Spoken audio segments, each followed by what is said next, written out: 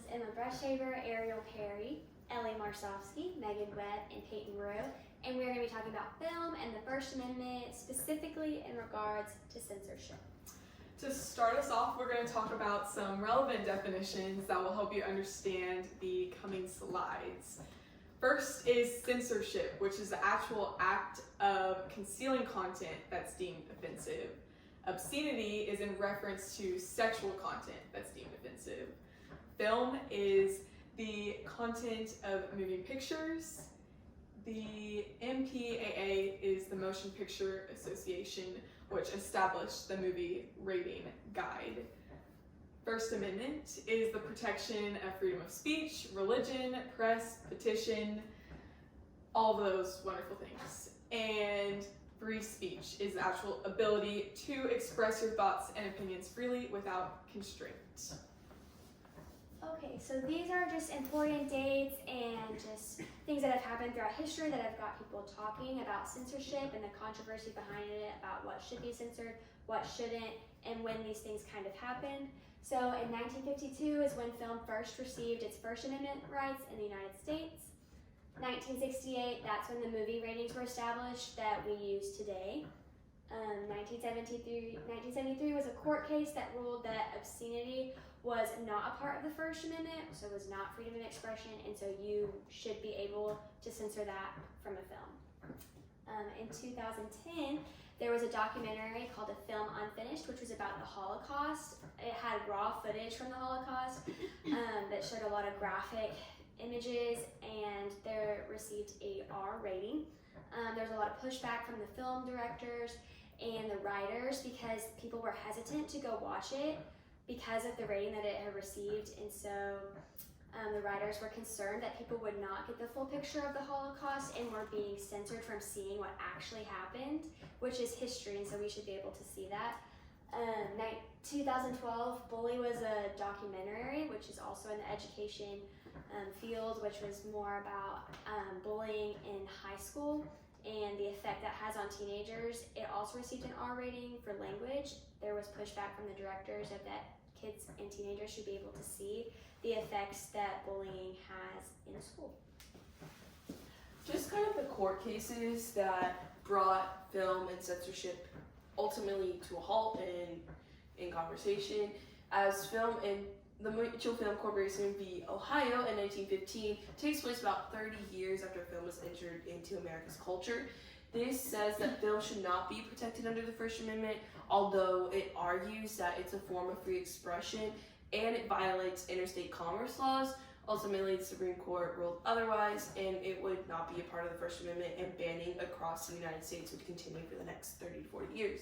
And until 1952, with the Burson versus Wilson case, also known as the Miracle case, which focuses on the movie The Miracle, which is containing a woman that says she's pregnant with Christ. This was deemed sacrilegious in order to be banned.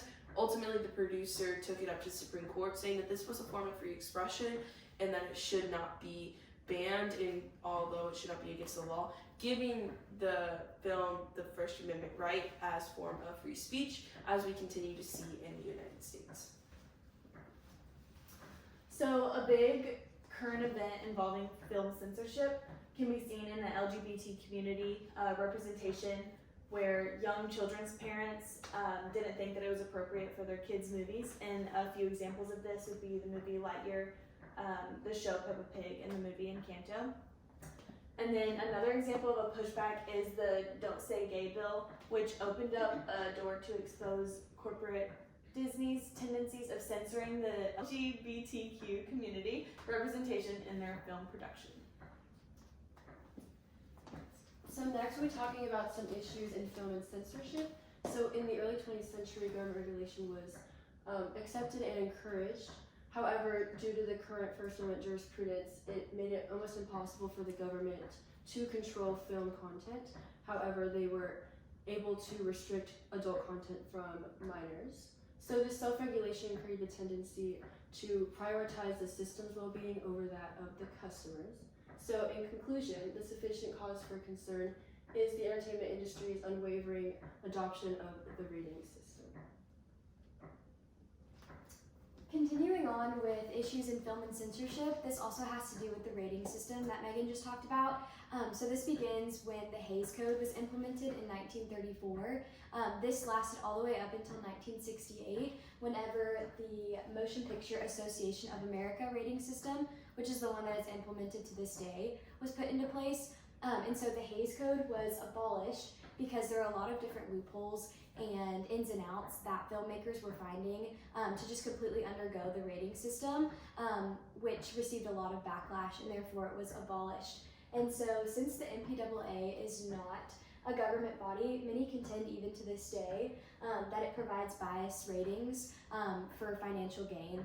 And so an example of this could be that most movie theaters won't show movies that are not rated or are unrated films, and so that is an example of showing bias and just flaws in the rating system even to this day.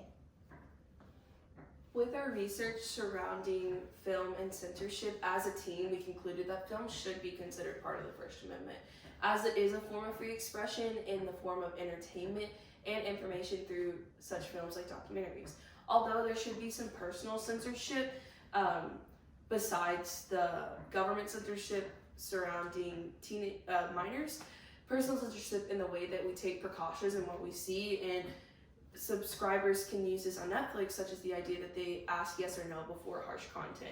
This continues to provide just a self-aware way of what we are watching, and this is important as kids grow up in a century that is mainly focused on media and internet and what the government can show and what kids can access, as well as teenagers and adults. This is the end of our presentation. As a team, we thank you.